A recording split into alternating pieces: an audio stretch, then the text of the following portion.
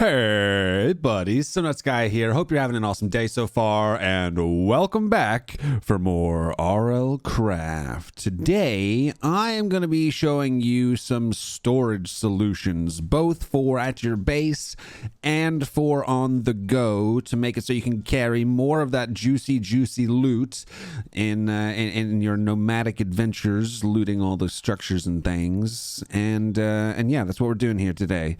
So, what do we got? I got some things that might even not make sense to you in here, but we're going to go through it quickly. So first things first, we got the backpack. The backpack is now a bauble and goes in the bauble slot.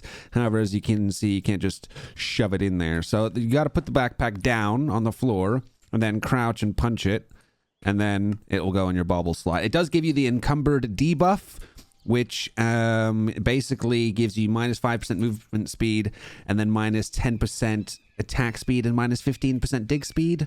Those two last values might be the other way around. I can't remember.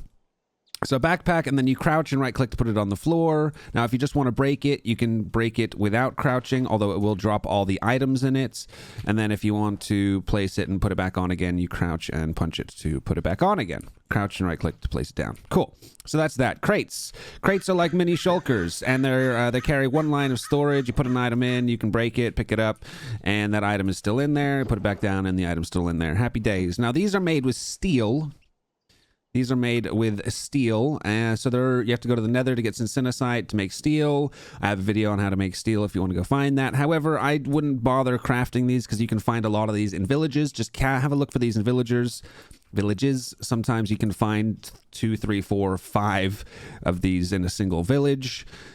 And I'd literally never craft these ever, and I usually use about 6 to 10 of them per playthrough probably. Next up, we have the carpentry bench. So the carpentry bench allows you to create crates.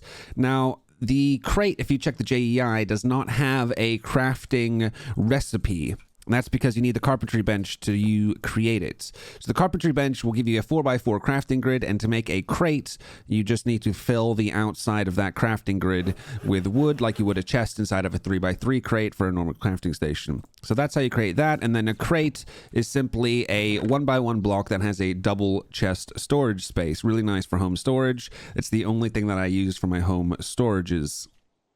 Cabinets here, a lot of people use these because they look pretty.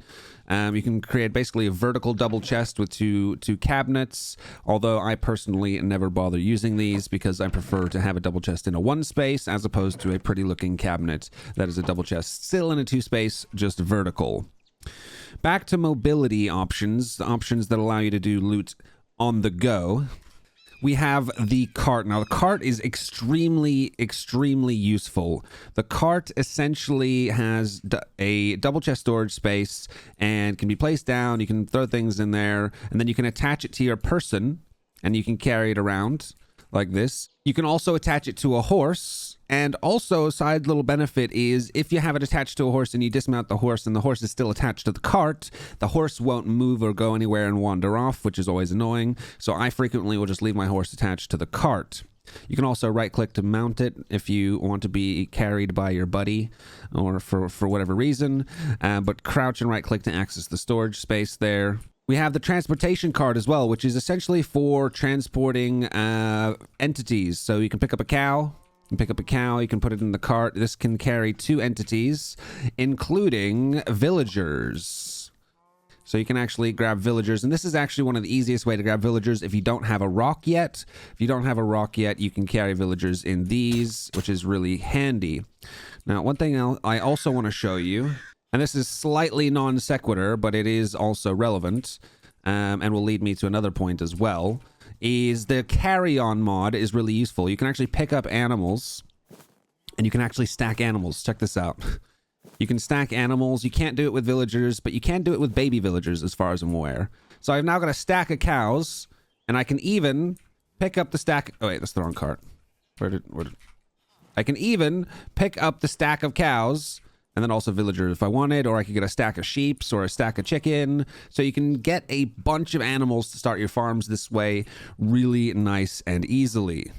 The default action key for the cart is J, but you can change that in your controls. Options, controls, put in category cart, and then you can change the action key to whatever you want it to be. Carry-on mod is also super useful for moving chests around. Like if you need to move your storage spaces, you can have a crate here with items in it, and then you can just pick up the crate. Now, the carry-on mod, I think, is with shift. I'm shift right-clicking. I put crouch on control, and I sprint with shift. But shift right-click will pick that up. Will it pick up a backpack? No. Shift right-click will pick up even... it doesn't do it with a cabinet. Interesting. Okay. Never tried that because I never use cabinets. But you can also pick up half of a double chest and move it, and it will still retain the items that were in there. This is actually really useful as well for tower golems, battle towers. If there's any protected chests that you want to get the loot out of without like angering the tower golem in the top 2 floors of the tower, you can actually clear the floor of mobs and spawners, and then just move the chest down to the bottom to the floor below that, and then you can loot the chest. Happy days. And finally, I'm going to use this Beast Soulstone. Why? Why am I using the Beast Soulstone? Well, because you can actually add storage to animals, to your Lycanite pets. The larger the pet, the larger the storage space will be. So something like an Epion will have 1 line of storage. I think something like a Shambler would have... Let's see what we get with the plant soulstone. There we go, Shambler, perfect. Something like a Shambler, I believe, has 2 lines of storage. And then obviously you can dismiss these. So you can dismiss that, you can dismiss the Epion, and you essentially have summonable storage that you can summon, throw your items into, and then dismiss it, and then summon it when you get back to your base, and that's some additional storage for you as well. And I've gone all weird and invisible and highlighted. It's so weird when you look at yourself like this. What is my face doing? Okay, well, I am now the faceless man.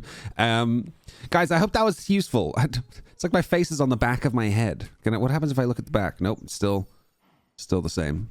Weird. Okay. Guys, hopefully that was useful. This is all different things that I use in my playthroughs apart from the cabinets. And yeah, hopefully that information was useful to you. If you enjoyed the video, give it a thumbs up. If you'd like to see more, consider subscribing. And it's always great to see you in the comments. If there's anything that I've missed storage-wise, feel free to drop in the comments. If anyone has any useful stuff, I'll put it into a pinned comment. So check there as well. All right. Hope you guys have an awesome rest of your day. Take care. Some nuts guy. Grab gaming by the nuts.